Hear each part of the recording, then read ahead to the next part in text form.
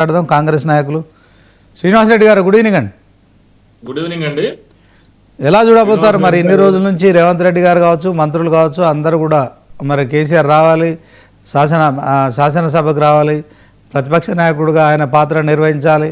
రేవంత్ రెడ్డి గారు అయితే చాలా సందర్భాల్లో మీరు రండి, మాకు సలహాలు ఇవ్వండి, సూచనలు ఇవ్వండి, ఈ రాష్ట్రాన్ని అభివృద్ధి పదంలోకి తీసుకెళ్లడానికి మరి మీ అనుభవాలను మాకు చెప్పండి అంటూ కూడా చెప్తున్నారు.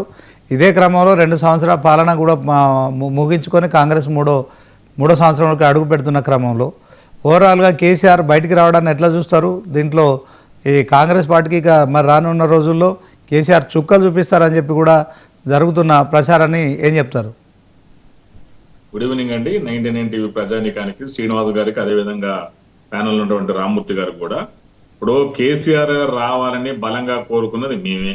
చాలా స్పష్టంగా రేవంత్ రెడ్డి గారు ప్రతి అసెంబ్లీ సెషన్ లో చాలా స్పష్టంగా చెప్పారు, కేసీఆర్ గారు రావాలి, క్రియాశీలక ప్రతిపక్ష పాత్ర పోషించాలి, ఏమన్నా కూడా మీరు అనుభవాన్ని మాకు సలహాలు సూచనలు ఇవ్వచ్చని కూడా చాలా స్పష్టంగా చెప్పడం జరిగింది.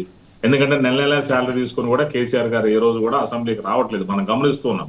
గత 2 సంవత్సరాల్లో జరిగినటువంటి ప్రతి సెషన్ లో కూడా ఏ ఒక్క సెషన్ లో కూడా కేసీఆర్ గారు అఫీషియల్ గా రాలేదు. సార్ ఆన్ రికార్డుల చట్ట ప్రకారం ఒకసారి వచ్చి సంతకం పెట్టుకోవాలి, రూల్స్ ప్రకారం వచ్చారు తప్ప అఫీషియల్ గా అంటూ అసెంబ్లీ సెషన్లకు ఏ రోజు వచ్చి ప్రతిపక్ష వాయిస్ ఏ రోజు వినిపించలేదు. సో కేటీఆర్ గారే మాట్లాడుతున్నారు. సరే ఈ నెల 19వ తారీఖు నాడు గారు కేసీఆర్ గారు బయటకు వస్తారన్నారు. మళ్ళీ ఇప్పుడు 21వ తారీఖు అని మీ ద్వారా మాకు తెలిసింది. సో ఎప్పుడు వచ్చినా కూడా మేము స్వాగతం, ఎందుకంటే స్వాగతం రావాలి, మంచిగా మాట్లాడాలి, మేమందరం కూడా అదే కోరుకుంటున్నాం.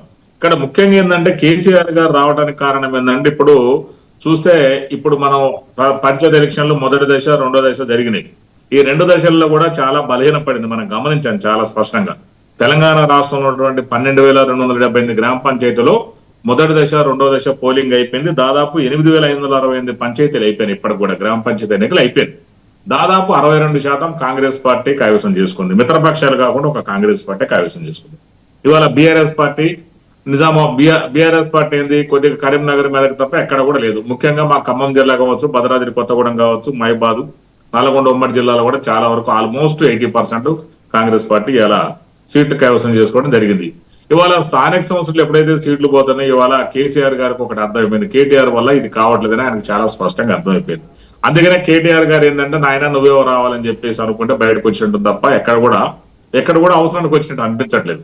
ఇవాళ ఏది కొత్త కాదు శ్రీనివాస్ గారు, ఎందుకంటే నేను పెద్ద ఆయన్ని అనట్లా, ఆయన ఆరోగ్య పరిస్థితులు రాకపోయినా దాని గురించి నేను ఎక్కడ మాట్లాడతాను, రావాలని అంటున్నా నేను కూడా. ఎందుకంటే ఆయన రావాలి, ఆయన లాంటి వాళ్ళు మాకు ఆదర్శం ఉండాలి, ఆయన సలహాలు సూచనలు ఇవ్వాలని స్వయంగా రేవంత్ రెడ్డి గారు చెప్తున్నారు.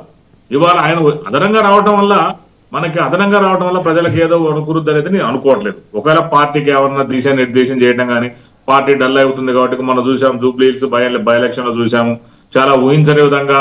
అది యాక్చువల్ గా చెప్పాలంటే జూబ్లీహిల్స్ లో మాకు ఓట్లే లేవు సరిగ్గా, అందరికీ తెలుసు, అది అడ్మిటెడ్ ఫ్యాక్ట్.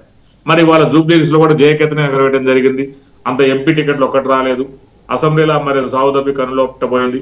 ఇప్పుడు గ్రామ పంచాయతీ ఎన్నికలకు వచ్చే వరకే వాళ్ళు ఏదో ఉన్నది అనుకునే వరకే అపజయాల పాలయ్యే వరకు మరి రాని పరిస్థితి ఏర్పడుతుంది నేను అనుకోవటం స్పష్టంగా. సో ఇట్లాంటి పరిస్థితులు వస్తే మాకు మంచిది రమ్మనండి.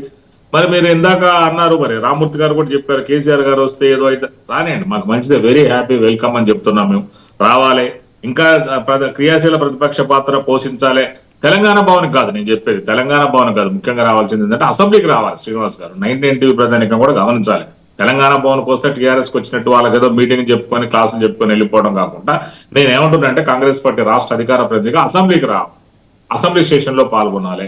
మీరు ఏదైతే మీ వాయిస్ ఉందో మీ వాయిస్ ని మీరు వినిపించండి, మేమే వద్దనం. మీరు ప్రతిపక్ష పాత్ర పోషించండి. దానికి సమాధానం చెప్పడానికి మా ముఖ్యమంత్రి రేవంత్ రెడ్డి గారు కానీ మా మంత్రులు గారు ఇప్పుడు కూడా సదా సిద్ధంగా ఉంటారు. మీరు వచ్చి అడగండి. ఇప్పుడు ఏదైతే మరి తెలంగాణ మొత్తం పోలవరం బనకచెర్ల ప్రాజెక్ట్ నుంచి ఇవాళ దాన్ని డైవర్ట్ చేయడం కోసం తెలంగాణ మరి ఇవాళ పోలవరం మరి నల్లమల సాగర్ లింక్ ప్రాజెక్ట్ అని కొత్త రూపంలో తీసుకొచ్చింది. అది దాన్ని మనం అడ్డుకుందాం. ఇక్కడ అందరం కూడా బేసిజాలు ఎవరు దయచేసి ప్రశ్నించొద్దు, ఎవరు కూడా బేసిజాలకు పోకుండా ఇవాళ బీఆర్ఎస్ తెలంగాణ వాళ్ళు, బీఆర్ఎస్ వాళ్ళు కావచ్చు, అదేవిధంగా బీజేపీ ఎంపీలు 8 మంది కావచ్చు, ముఖ్యంగా బండి సంజయ్ గారు కానీ, కిషన్ రెడ్డి గారు కానీ, అందరూ కూడా ఈ విషయంలో మనందరం ఒకటి ఉండాలి. మనం చూసాం ఉత్తరాదిలో హిందీ భాషను కనుక పెట్టాలనుకుంటే, తమిళనాడులో కానీ చాలా రాష్ట్రాలలో ఆ భాషను పెట్టాలనుకుంటే మరి వాళ్ళందరూ కూడా ప్రతిపక్షాలు అందరూ కూడా ఆ విషయంలో ఒకటయ్యారు. ఇక్కడ మనందరం ఒకటి కావాల్సిన అవసరం ఉంది. వాళ్ళు చాలా స్పష్టంగా రామ్మూర్తి గారు చెప్తున్నారు, అదేవిధంగా 19 టీవీ ద్వారా బీఆర్ఎస్ ప్రజానికానికి, బీఆర్ఎస్ నాయకులకు, బీజేపీ నాయకులకు కూడా ప్రజానికం చాలా స్పష్టంగా తెలియజేస్తున్నా. ఇక్కడ ఏదైతే మనకు అన్యాయం జరుగుతుంది దాన్ని అడ్డుకోవాల్సిన అవసరం ఉంది. ఎందుకంటే ఇవాళ ఆంధ్రప్రదేశ్ ఏంటంటే బీజేపీకి అనుబంధం అక్కడ, ఎందుకంటే మిత్రపక్షాలతో గెలిచింది కాబట్టి బీజేపీ కూడా వాళ్ళకి అనుబంధం ఉంది. కాబట్టి దీన్ని అడ్డుకోవాల్సిన బాధ్యత ముఖ్యంగా కిషన్ రెడ్డి గారికి, బండి సంజయ్ గారికి చాలా ఉంది. ఎందుకంటే 78 మొదలు పెట్టినటువంటి ఆ పోలవరం ప్రాజెక్టు ఇప్పటివరకు కూడా అధికారిత లేకుండా పోతుంది. గత 47 సంవత్సరాలుగా సాగుతూనే ఉన్నది. ఇంకా అది మరి ఇప్పుడు వాళ్ళు పోలవరం బనకచర్ల నుంచి ఇప్పుడు మార్చుకొని పోలవరం నల్లమల లింక్ ప్రాజెక్ట్ అని ఒక కొత్త ప్రాజెక్ట్ చేశారు. ఆ ప్రాజెక్ట్ లో కూడా ఎలాంటి మార్పులు, ఒక లింక్ ఒకటే మార్పు ఉంది. ఎక్కడైతే పోలవరం నుంచి అది పోవడం, ఆ ప్రకాశం ఏదైతుందో ప్రకాశం బొల్లపల్లి వరకు అక్కడ వరకు ఫస్ట్ ఫేజ్ లో పోతుంది, దీంట్లో పోతుంది, ఈ ప్రాజెక్ట్ లింక్ లో పోతుంది, ఆ ప్రాజెక్ట్ లో పోతుంది.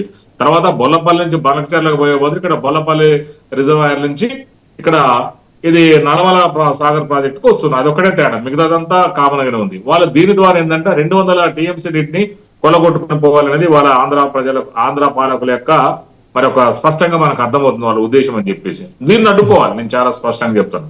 మేము లీగల్ కూడా దీన్ని అడ్డుకోవడానికి మరి సుప్రీంకోర్టు లెవెల్ కానీ నేషనల్ ఏదైతే వాటర్ ట్రిబ్యునల్ లో కూడా మేము అభిషేక్ మను సింఘ్వీని కూడా మేము ఎంగేజ్ చేసుకోవాలనుకుంటున్నాము.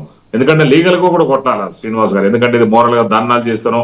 కేసీఆర్ గారు వచ్చి మరి తెలంగాణ భవన్లో మీటింగ్లు పెట్టుకుంటారో డిన్నర్లు చేసుకుంటే కాదు. ఇది చాలా స్పష్టంగా బీయింగ్ అడ్వకేట్ గా చెప్తున్నా, ప్రాక్టీసింగ్ అడ్వకేట్ గా. సో ఇదంతా కూడా ఏంటంటే మనం లీగల్ ఫ్రేమ్ లో ఉంటుంది. ఇక్కడ అది ఒక ట్రిబ్యునల్ ఏర్పాటు చేశారు, దానికి బచావత ట్రిబ్యునల్ అని, నేషనల్ గ్రీన్ ట్రిబ్యునల్ అని. ఆ ట్రిబ్యునల్ ఏంటంటే మన వాదనలు బలంగా వినిపించాలి. అక్కడ వినిపించాలంటే సముద్రం అడ్వకేట్ పెట్టుకోవాలి, అది పెట్టుకొని మేము చేస్తున్నాం. గతంలో ఉన్నప్పుడు కేసీఆర్ గారు ఏ రోజు కూడా దాని గురించి ఫైట్ చేసిన పాపాన పోలేదు, మనం చాలా స్పష్టంగా చూసాం.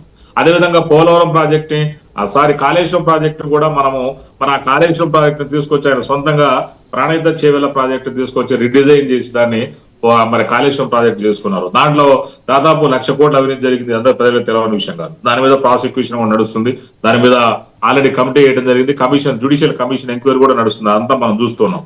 సో ఇవాళ నేనేమంటున్నట్టే మళ్ళీ ప్రత్యేకంగా ఇప్పుడు జరుగుతున్నప్పుడు మనం దీని అందరి మీద కొట్లాడదాము. ఎవరైనా బేసిజాల కొద్ది ఇక్కడ మనము నీటి హక్కులను కాపాడుకుందాము. గోదావరి నదీ జలాలు కావచ్చు, కృష్ణా నదీ జలాలు కావచ్చు, తెలంగాణకు తరలించుకుపోయే కుట్ర జరుగుతుంది. ఇవాళ నేను దాదాపు ఒక 4 నెలల కింద ఉత్తమ్ సార్ కూడా హైదరాబాద్ లో మరి ఒక మీటింగ్ పెట్టారు భారీ ఎత్తున. అంటే ఓన్లీ మెయిన్ వాళ్ళకి మీటింగ్ పెట్టినప్పుడు దాంట్లో పవర్ పాయింట్ ప్రజెంటేషన్ నేను కూడా దగ్గర అటెండ్ అయ్యాను.